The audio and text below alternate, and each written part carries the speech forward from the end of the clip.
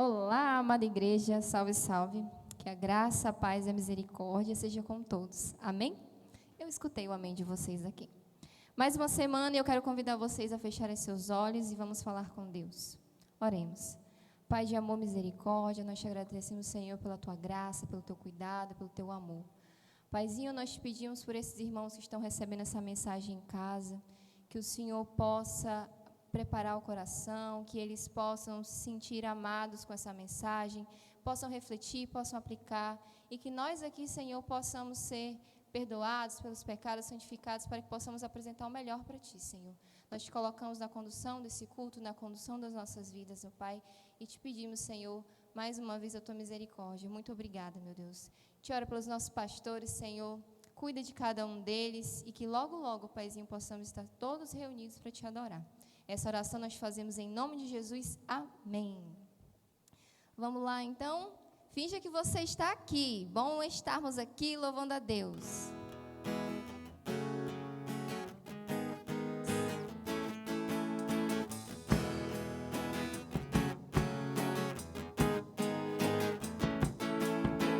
Bom estarmos aqui louvando a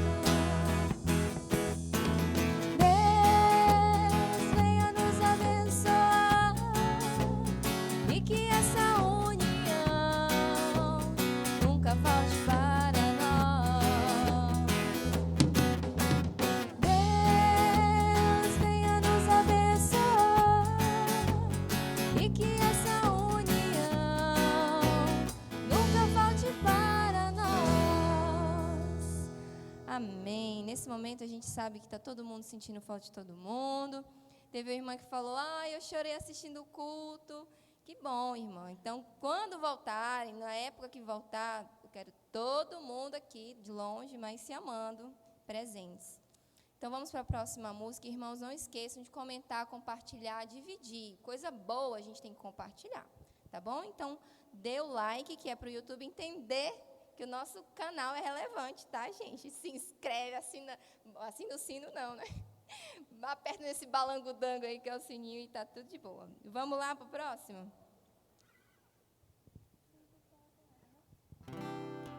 Sinto falta na sua voz, me chamando pra...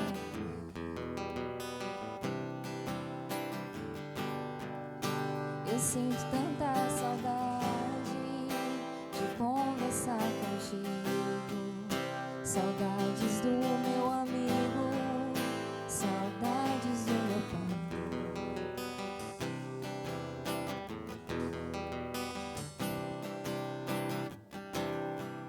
Pai, eu sei que não mereço mais, eu não tenho pra onde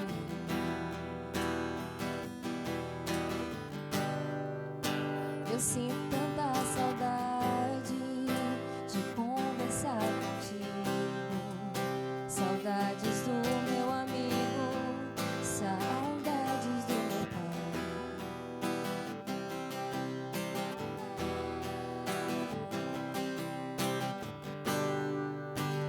Eu vou voltar pra casa do pai. Eu quero o amor da casa do meu pai e repousar tranquilo nos braços do meu pai.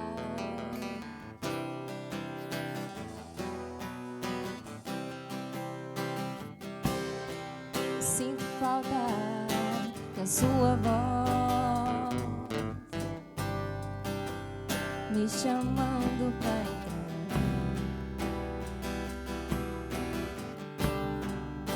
Eu sinto tanta saudade de conversar contigo, saudades do meu amigo, saudades do meu pai.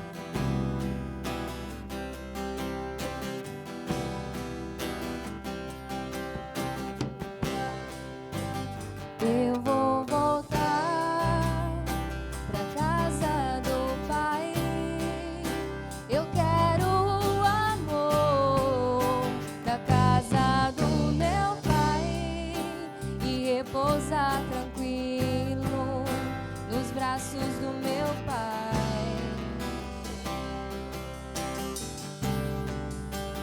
Eu vou voltar pra casa do pai.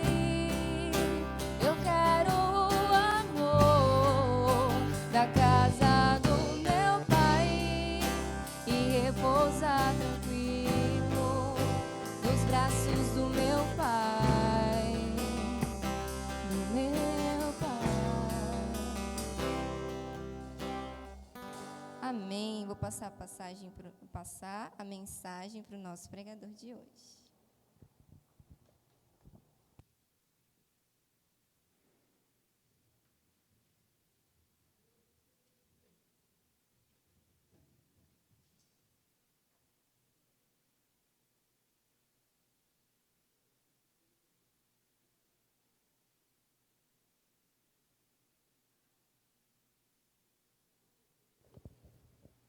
Alô, tudo bem com vocês?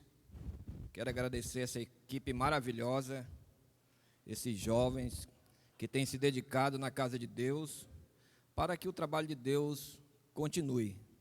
Mesmo com essa epidemia, a obra de Deus nunca pode parar. E Deus colocou o desejo no coração desses jovens. É uma equipe maravilhosa, não só os músicos, mas todos que fazem parte, a nossa liderança, o nosso pastor Oswaldo, o pastor Roberto. Então, a nossa gratidão. E a gente quer também dar um alô especial a cada família, a família cristã e a família também não cristã. Nosso desejo é que a graça e a paz do nosso Senhor Jesus Cristo esteja no coração de cada uma família. E eu quero compartilhar com vocês algo simples, que é a palavra de Deus. Por ela ser simples, ela não deixa de ser eficaz e muito poderosa. Então, quando se trata de família, é interessante nós lembrarmos do marido, da esposa e da criança. Tem coisas que nós aprendemos quando pequenos e nos acompanha por resto da vida e nós não paramos mais. Uma dessas coisas é quando nós aprendemos a falar. Nós falamos e falamos e falamos e não paramos. Muitas vezes ouvimos pouco. Outra dessas coisas é o caminhar. Quando a criança é pequena, ela começa a caminhar, pouco espaço, meio tortuosos, mas ela vai se endireitando com o tempo, vai vencendo os obstáculos. Então, a caminhada é algo muito importante. Você vê nessas atividades, sempre que a medicina oferece oportunidade para as pessoas manter um exercício, a prática do exercício. E quando as pessoas não podem fazer um exercício como jogar bola, fazer academia, o médico sugere pelo menos uma caminhada. E qual seria a caminhada ideal? Será que uns 30 minutos, 1 hora, 2 horas? Será que vocês sabem qual seria a caminhada ideal? Talvez nós nunca paramos para pensar qual seria a caminhada ideal. Então, hoje eu quero falar a respeito de 2 discípulos de Jesus que fizeram uma caminhada. E eles fizeram uma caminhada aproximadamente entre 10 a 11 quilômetros. E essa passagem se encontra em Lucas, no capítulo 24. Eu gostaria de ler, compartilhar com vocês, Lucas 24, do 13 ao 16.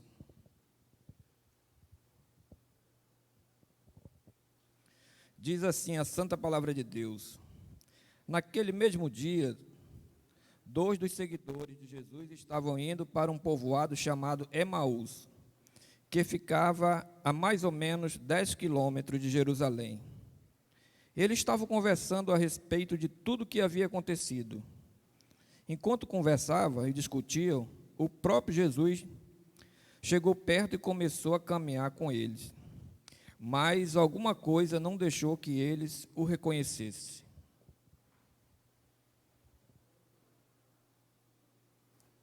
Bem, então nós vimos aqui uma caminhada. Com certeza todos nós caminhamos no decorrer da nossa vida. E na nossa caminhada, na nossa jornada, com certeza a gente gosta de caminhar com a companhia de alguém. Então aqui estavam 2 discípulos que estavam caminhando e começaram a discutir tudo o que havia acontecido a respeito de Jesus naqueles dias.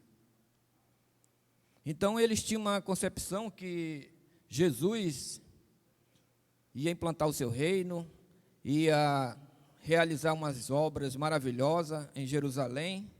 Então eles ficaram um pouco decepcionados, porque Jesus tinha sido morto, e já fazia 3 dias, e eles estavam tristes.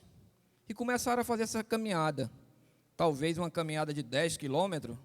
Algumas pessoas levam em torno de 2 horas, 2 horas e meia, no máximo 3 horas.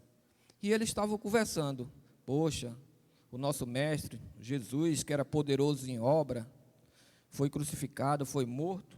Então eles estavam tristes, mas a primeira coisa que a gente pode aprender, com quem nós estamos caminhando. Então eles estavam caminhando e tratando de um assunto chamado Jesus. Quando você caminha, você trata quais os assuntos? Será que os seus assuntos, Jesus pode estar perto? Pode estar presente? Então Jesus, sabendo que eles estavam tristes, estavam conversando, Jesus encostou perto deles e começou a caminhar com ele. Mas interessante é que Jesus, ele para ouvir. E Jesus estava ao lado dele, caminhando, e viram quando eles estavam preocupados, estavam tristes, e Jesus chegou perto com ele e disse: por que vocês estão tristes? Interessante que um deles disse para Jesus: será que só você não sabe o que aconteceu aqui? Nesses dias, o que aconteceu com Jesus? E ali Jesus parou, ouviu tudo o que eles tinham a dizer. Mas, depois que Jesus ouviu, Jesus começou a conversar também. Mas isso era necessário que acontecesse, começando por Moisés e pelos profetas, e Jesus começou a ensinar a ele, relembrando tudo aquilo que Jesus já tinha ensinado. Então Jesus começou a relembrar a eles, e eles ouvindo aquilo, e chegou a um determinado ponto que já estava próximo aonde eles iam ficar, e Jesus fez como que ia passar direto. E eles, olhando para Jesus, disse: não, Jesus, fica conosco. Então insistiram com Jesus sem saber que era Jesus. E Jesus aceitou o convite, porque Jesus não é intrometido. Jesus diz na sua palavra em Apocalipse 3:20: eis que estou à porta e bato, e se alguém ouvir a minha voz, eu entrarei, cearei com ele, e ele ceará comigo. Então Jesus fez parte daquela caminhada, porque com certeza eles estavam falando assuntos que agradavam a Jesus. Por mais que a sua compreensão estivesse meio truncada, estivesse meio desordenada naquele momento, não conseguiam entender tudo aquilo que Jesus já tinha explicado, mas Jesus parou para ouvir, deu atenção a eles, até o momento em que chegou onde ele ia ficar. Então, quando eles entraram na casa, Jesus pegou, sentou à mesa, partiu o pão, agradeceu e os olhos dos discípulos foram abertos. Naquele momento, eles conheceram a Jesus. E quando eles conheceram a Jesus, que eles quiseram se manifestar, Jesus desapareceu. A gente vê hoje muita oportunidade de muitas pessoas hoje falar de Jesus, ouvir de Jesus pela mídia, internet, do modo geral, pela televisão, nos lares, mas muitas vezes estão falando de Jesus, mas não conhecem Jesus da forma que Jesus gostaria que conhecesse. Às vezes Jesus está no seu lar, dando oportunidade para você. Ele quer ter um relacionamento mais íntimo com você, mas você, por alguma coisa obscura na sua vista, no seu entendimento, você não permite que Jesus se torne conhecido. E hoje Jesus quer dizer que Ele tem o maior desejo. Ele caminha ao seu lado, Ele está à disposição para que Ele possa ser conhecido e ter um relacionamento com você. Então, esses discípulos, o que foi que aconteceu para que eles não pudessem reconhecer Jesus? Não tem uma explicação lógica na Bíblia, mas o que a gente pode entender, fazer um raciocínio, é porque, como ele não estava esperando a Jesus, quando nós não estamos esperando uma pessoa, dificilmente a gente vai reconhecer. Talvez pela incredulidade que Jesus já tinha passado a eles, que era necessário que Jesus padecesse, fosse entregue aos homens, que fosse morto, crucificado, mas que no terceiro dia seria ressuscitado. Então, esses discípulos,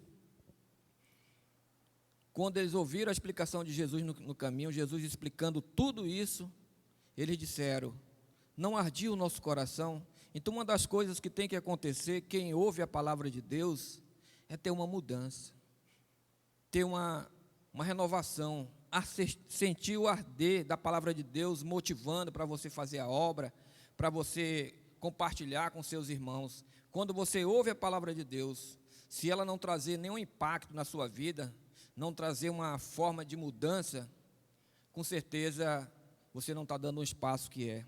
Então, esses discípulos imediatamente já tinham caminhado talvez esses 10 quilômetros, mas eles saíram novamente e foram ao encontro dos outros discípulos.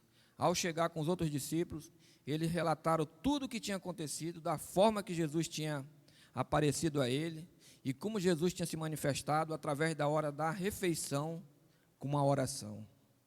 Enquanto eles ainda falavam, Jesus apareceu para os outros discípulos. E todos eles estavam meio que incrédulos, sem confiar, sem esperar que fosse Jesus. Porque eu acredito que todos eles não tinham entendido tudo que Jesus tinha explicado, que era necessário que Jesus fosse entregue à mão dos homens, que padecesse, que sofresse, que fosse crucificado, mas que no terceiro dia ia ressuscitar. Então eles estavam presos a um Jesus do passado. E Jesus se faz presente hoje, para sempre e eternamente. Que nós não possamos ficar presos no Jesus do passado, aquele que estava na cruz, porque Jesus ressuscitou, está vivo, e hoje Ele vive e reina no coração de cada pessoa que dá a oportunidade para Ele entrar, fazer morada.